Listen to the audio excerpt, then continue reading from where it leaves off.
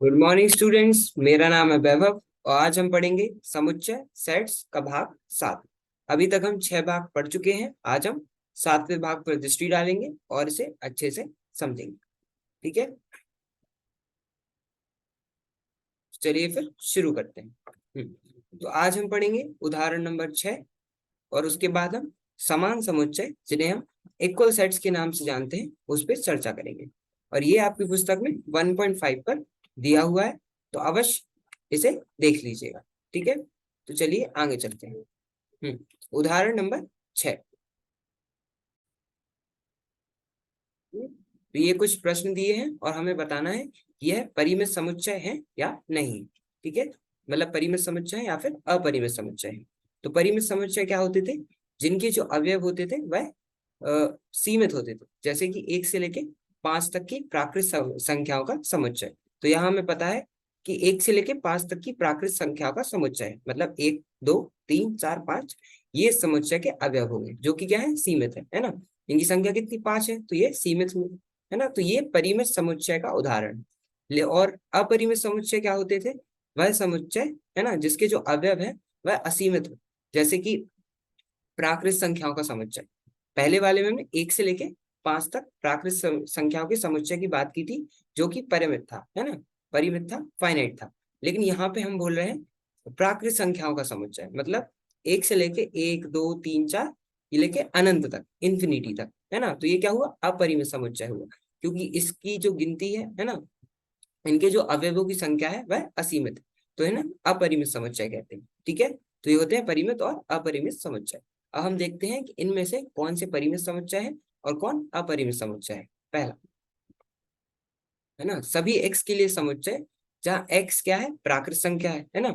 यहाँ पे जो समुच्चय में अवयव है वह क्या है, प्राकृत संख्या। ठीक है, और ये दिया है समीकरण। इस समीकरण से हम x का मान निकालेंगे, है ना। और x का जो मान आएगा, है ना, जैसे x के जो भी मान आएंगे उनको, उनका जो समुच्चय होगा, है ना, वह क्या होंगे, उस समुच्चय के अवयव होंगे। ठीक है, तो देखते हैं x-1 गुणा x-2 इक्वल्स टू 0। तो यहाँ पे x का मान क्या है, 1 है, और x का मान 2 है ना। जैसे x-1 इक्वल्स टू 0 करेंगे तो -1 उस तरफ जाएगा, तो x का मान क्या हो जाएगा, 1 हो जाएगा। ऐसे ही x-2 को हम 0 के बराबर करेंगे तो -2 उस तरफ जाएगा, है ना, -2 इस तरफ जाएगा, तो x का मान क्या हो जाएगा, 2 हो जाएगा, है ना। तो यहाँ पे x का मान 1 है और 2। ठीक है, तो इस समुच्चय में कितने, 2 अवयव हैं, 1 और 2। ठीक है, 2 अवयव हैं, तो 2 अवयव हैं, तो इसकी संख्या क्या है समुच्चय की, है ना। समुच्चय के अवयवों की संख्या क्या हुई, 2 हुई, जो कि एक प्राकृत संख्या है और सीमित है ना। तो ये वाला जो समुच्चय है वह क्या होगा, परिमित समुच्चय होगा। ठीक है, अब हम दूसरा देखते हैं। यहाँ पे भी जो x है वह प्राकृत संख्या है ना, मतलब इस समुच्चय के जो अवयव है वह प्राकृत संख्या है। ठीक है, तो x² इक्वल्स टू 4 है। ठीक है, तो हम दोनों तरफ वर्गमूल करेंगे तो x का मान आएगा +2 और -2, क्योंकि जो x है ना, मतलब जो अवयव है वह सिर्फ प्राकृत संख्या हो सकते हैं, तो हम सिर्फ +2 को, जो धनात्मक 2 है, हम सिर्फ उसे इस समुच्चय का अवयव मानेंगे। तो x का मान कितना है, 2। ठीक है, x का मान 2 आया, तो 2, है ना, तो उसकी संख्या क्या होगी, समुच्चय के अवयवों की 1, है ना, जो कि क्या है, एक प्राकृत संख्या है और सीमित भी है। तो ये जो दूसरा वाला है ना, ये दूसरा प्रश्न है, इसका भी जो समुच्चय है वह क्या होगा, परिमित समुच्चय या फिर फाइनाइट सेट होगा। अब हम तीसरा देखते हैं। सभी x का समुच्चय, है ना, सभी x का समुच्चय जहाँ x क्या है, एक प्राकृत संख्या है, यहाँ पे भी x क्या है, मतलब इस समुच्चय के जो अवयव है वह क्या होंगे, प्राकृत संख्या होंगे। ठीक है, तो 2x-1 इक्वल्स टू 0, इस समीकरण को जब हम हल करेंगे तो 2x-1 इक्वल्स टू 0, तो 2x इक्वल्स टू 1 और x इक्वल्स टू 1/2, है ना। देखो, ये 2x है, ये -1 यहाँ माइनस का है, तो इस तरफ +1 हो जाएगा, है ना, और ये 2 यहाँ गुणा में है तो ये भाग में चला जाएगा, तो x का मान आएगा 1/2। ठीक है, लेकिन x क्या सिर्फ एक प्राकृत संख्या ही हो सकता है, और 1/2 क्या है, प्राकृत संख्या नहीं। ठीक है, तो 1/2 इस समुच्चय का अवयव नहीं होगा, तो इस समुच्चय का अवयव क्या होगा, 5 होगा, है ना। हम 5 लिखते थे ना। 5 क्या होता था, जब रिक्त समुच्चय हो, है ना, तो उसे हम, एम्प्टी सेट हो या रिक्त समुच्चय हो, उसे हम कोष्टक से या फिर खाली कोष्टक उसके बीच में जगह देते थे, या फिर हम उसके उसकी जगह फाई दर्शाते थे। ठीक है, तो जब इस समुच्चय में कुछ नहीं है तो हम उसे फाई से दर्शाएंगे। ठीक है, तो ये क्या हुआ, ये भी परिमित समुच्चय हुआ, क्योंकि यहाँ पे फाई है, संख्या जो है वह सीमित है, कुछ नहीं है लेकिन सीमित है ना, इसे हम परिमित समुच्चय में ही गिनेंगे। ठीक है, ऐसे हम चौथा देखते हैं। यहाँ पे भी जो x का मान है वह क्या हो सकता है, एक प्राकृत संख्या हो सकता है, मतलब ये जो समुच्चय है इसके अवयव है ना प्राकृत ही हो सकते हैं। ठीक है, तो इनने बोला है x एक अभाज्य संख्या है। ठीक है, x क्या है, एक अभाज्य संख्या। तो देखिए अभाज्य संख्या मतलब प्राइम नंबर्स। ठीक है, तो ये अनगिनत हो सकते हैं, जैसे 2 है, 3 है, 5 है, 7 है, 11, 13, 17, 19 है ना, 23, ऐसे ऐसे करके ये अनंत तक जा सकते हैं, है ना। तो इनकी कोई सीमा नहीं है, तो ये क्या हुए, असीमित हुए। और अगर इस समुच्चय के अवयवों की संख्या असीमित है तो ये समुच्चय क्या होगा, अपरिमित समुच्चय या फिर इनफाइनाइट सेट कहलाएगा, है ना। तो ये क्या हुआ, अपरिमित समुच्चय। क्यों, क्योंकि इसके जो इस समुच्चय के जो अवयव थे वह क्या है, असीमित है। ठीक है, तो अगर हम बोले अभाज्य संख्या, अगर हमें दिया होता जैसे 1 से लेके 20 तक के बीच की अभाज्य संख्या, तो ये सीमित थे, है ना, कि हमें 1 से 20 तक की अभाज्य संख्या निकालनी है। लेकिन जब इन्होंने बोला है कि अभाज्य संख्या सिर्फ एक अभाज्य संख्याओं का समुच्चय, तो इसका मतलब है ये क्या, अनंत तक जाएगा, और अनंत तक जाएगा तो इसकी कोई सीमा नहीं है, असीमित है, इसलिए ये क्या होगा, अपरिमित समुच्चय होगा। पांचवा, जहां पे यहाँ पे भी जो x है वह प्राकृत संख्या है, मतलब या इस समुच्चय के जो अवयव है वह भी प्राकृत संख्या हो सकते हैं। ठीक है, पर सिर्फ प्राकृत संख्या ही हो सकते हैं। ठीक है, तो यहाँ पे इन्होंने बोला है, और वह क्या है, x विषम है। ठीक है, x क्या है, विषम है, मतलब जो सम नहीं है, मतलब 1, 3, 5, 7 है ना, इस प्रकार से, है ना। ये अभाज्य संख्या जो थी वह क्या थी, 1, 2, 3 है ना, 5, 7, 11, 13 है ना, 17। ठीक है, ऐसी विषम संख्या क्या होंगी, 1, 3, 5 है ना, जो 2 के पहाड़े में नहीं आती वो क्या होंगी, विषम संख्या होंगी। और अभाज्य संख्या कौन सी होती थी, जो विभाजित नहीं हो सकती। ठीक है, किसी भी संख्या से। ठीक है, तो एक्स क्या है, विषम संख्या है।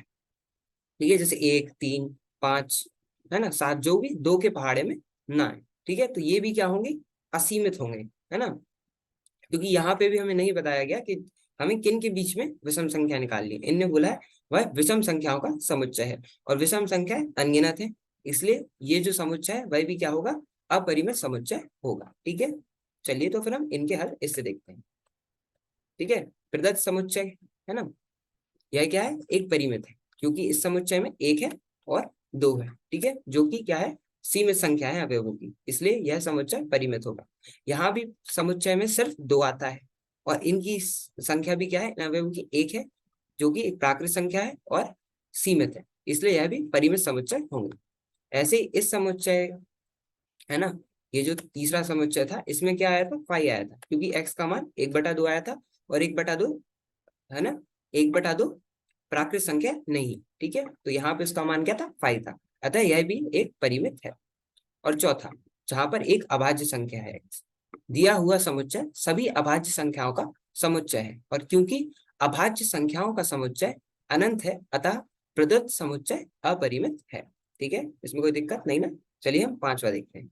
क्योंकि विषम प्राकृत संख्याएं अनंत है अतः प्रदत्त समुच्चय अपरिमित है। ठीक है, यहाँ पे जब ये जो x था ये प्राकृत संख्याओं को दर्शा रहा था, मतलब ये जो समुच्चय है इसके सारे अवयव प्राकृत संख्या होनी चाहिए, वहां पर क्या था, x विषम है, मतलब ये विषम संख्याओं का समुच्चय है ना। और ये विषम संख्या क्या है, असीमित है ना, विषम संख्या असीमित है, क्योंकि हमें ये नहीं बताया गया कहाँ से लेके कहाँ तक। अगर इसकी जगह 1 से लेके 30 तक होता तो 1 से 30 के बीच में हमें विषम संख्या निकालनी पड़ती, लेकिन इन्होंने ऐसा कुछ नहीं बोला है, इन्होंने बोला है विषम संख्याओं का समुच्चय। अंततः ये क्या है, इनके अवयवों की संख्या असीमित है, इसलिए यह समुच्चय क्या है, अपरिमित है। ठीक है, अतः प्रदत्त समुच्चय अपरिमित है। ठीक है, इसमें कोई दिक्कत नहीं ना। चलो समान समुच्चय इक्वल सेट्स, यह आपकी पुस्तक में 1.5 में है, तो कृपया अवश्य वहां से पढ़ लीजिए। दो दिए गए समुच्चयों ए और बी में यदि ए का प्रत्येक अवयव बी का भी अवयव है तथा बी का प्रत्येक अवयव ए का भी अवयव है, तो समुच्चय ए और बी समान कहलाते हैं, है ना।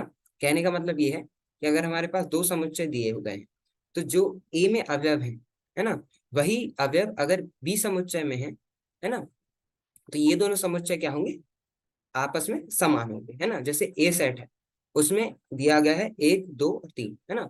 1 2 3 ये उसके ए समुच्चय के अवयव है। और अगर हमारे पास बी समुच्चय है, उसमें भी 2 1 3, है ना। हम क्रम बदल सकते हैं, क्रम से फर्क नहीं पड़ता। अगर ए समुच्चय में 1 2 और 3 है और बी समुच्चय में 2 1 और 3 है, ठीक है। तो अगर क्रम को हटा दें, है ना, क्रम हम नहीं देखते, जब हम भी समान समुच्चय देखते हैं तो हम उसके क्रम को नजरअंदाज करते हैं, ठीक है। हम बस ये देखते हैं कि इन समुच्चयों में जो अवयव है वह बराबर होने चाहिए और सेम और समान होने चाहिए। जैसे ए समुच्चय में 1 2 और 3 है और बी समुच्चय में 2 1 और 3 है, तो देखा जाए तो एक ए समुच्चय में भी है और बी में भी है, ऐसे ही 2 और 3 ए समुच्चय में भी है और बी समुच्चय में भी है। इसलिए ए और बी समुच्चय जो है वह आपस में समान होगी, है ना। तो इनका कहने का मतलब है, दो दिए गए समुच्चय ए और बी में यदि ए का जो प्रत्येक अवयव है वह बी का भी अवयव है ना, जो ए में अवयव है वह बी का भी अवयव है, और जो बी का प्रत्येक अवयव है वह ए का भी अवयव है ना। कहने का मतलब है ए और बी में समान अवयव होने चाहिए। अगर दो समुच्चय ए और बी में समान अवयव है तो वह समान कहलाते हैं। स्पष्टता, दोनों समुच्चयों में तथ्यता समान अवयव होने चाहिए, है ना। दोनों समुच्चयों में समान अवयव होने चाहिए, तभी हम उसे समान समुच्चय, है ना, ए और बी को समान समुच्चय या फिर इक्वल सेट्स कहेंगे। ठीक है, इसमें कोई दिक्कत नहीं ना, चलो। परिभाषा नंबर 3, दो समुच्चय ए और बी समान कहलाते हैं यदि उनमें तथ्यता समान अवयव हो और हम लिखते हैं ए इक्वल्स टू बी। अन्यथा समुच्चय असमान असमान कहलाते हैं और हम लिखते हैं A is not equals to B, है ना। ए और बी समान नहीं। क्या अगर ए और बी दो समुच्चय हैं, वह समान तब कहलाते हैं जब ए और बी के जो अवयव है, ए और बी समुच्चय के जो अवयव वह बराबर हो, है ना। मतलब जो समुच्चय ए में है अवयव, वही अवयव समुच्चय बी में है, तो वह समान कहलाएंगे और हम अपने ए इक्वल्स टू बी के रूप में लिखेंगे। अन्यथा अगर ए और बी की समुच्चय के जो अवयव है वह समान नहीं है, तो हम उन्हें असमान समुच्चय कहते हैं और हम लिखते हैं ए और बी बराबर नहीं, मतलब A is not equals to B, है ना। आइए हम निम्नलिखित उदाहरणों पर विचार करें। अब इससे जुड़े हुए कुछ उदाहरण हैं, हम उन पे चर्चा करेंगे। पहला, मान लीजिए कि ए समुच्चय 1 2 3 4, है ना। ए समुच्चय में 4 अवयव है, 1 2 3 और 4, जो कि अल्पविराम से पृथक किए गए हैं और मझले कोष्ठक में डाले गए। ये क्या है, ये रोस्टर रूप है ना। और बी समुच्चय में 3 1 4 और 2, 4 अवयव है ना, जो कि मझले कोष्ठक में है। अगर आप इसे ध्यान से देखेंगे तो ए समुच्चय और बी समुच्चय, इन दोनों समुच्चय में समान अवयवी है ना, समान अवयवी है। जैसे कि ए समुच्चय में, एक ए समुच्चय में भी है और बी समुच्चय में भी है। ऐसे 2 3 और 4 ये भी ए समुच्चय में भी है और बी समुच्चय में भी है ना। सिर्फ क्रम बदला हुआ है, और जब हम समान समुच्चय देखते हैं तो हम क्रम को नजरअंदाज करते हैं। हम बस ये देखते हैं कि इन दोनों समुच्चयों में समान अवयव होने चाहिए, ठीक है। तो ए और बी में जो अवयव है वह समान है, इसलिए हम ए इक्वल्स टू बी लिखेंगे, ठीक है, कोई दिक्कत नहीं ना। चलो दूसरा, मान लीजिए कि ए 6 से कम अभाज्य संख्या तथा पी 30 के अभाज्य गुणनखंडों के समुच्चय है, ठीक है। अब हम मानते हैं कि जो ए है उसमें 6 से कम अभाज्य संख्या है। तो अब आप मुझे बताइए कि 6 से कम अभाज्य संख्या क्या होती है, ठीक है। 6 से कम अभाज्य संख्या, अभाज्य संख्या क्या होती है, जो कि और किसी नंबर से और एक के अलावा और अपने अलावा और किसी नंबर से या फिर संख्या से विभाजित ना हो, ठीक है। तो 6 से कम अभाज्य संख्या में आएगा 2 3 और 5, है ना। 2 3 और 5 ही हैं जो 6 से कम है और अभाज्य है ना। 2 3 और 5 क्या है, अभाज्य संख्या है। तो ए समुच्चय में आए 2 3 और 5, है ना, ये तीन अवयव आए 2 3 और 5। और जब हम पी समुच्चय देखें तो यह है 30 के अभाज्य गुणनखंड, ठीक है। 30 के गुणनखंड जो कि अभाज्य। तो 30 के गुणनखंड कौन से होते हैं, 2, है ना, एक होता है, 2 3 5 और 6, है ना। 1 और 6 अभाज्य नहीं है ना, तो कितने बचे, 2 3 और 5। तो 2 3 और 5 क्या हुए, 30 के अभाज्य गुणनखंड हुए। और 6 से कम अभाज्य संख्याएं भी 2 3 और 5 ही थी। तो ए सेट और पी सेट ये क्या है, आपस में बराबर हुए, क्योंकि 2 3 और 5 ए समुच्चय के अवयव है और 2 3 और 5 बी समुच्चय के भी अवयव है।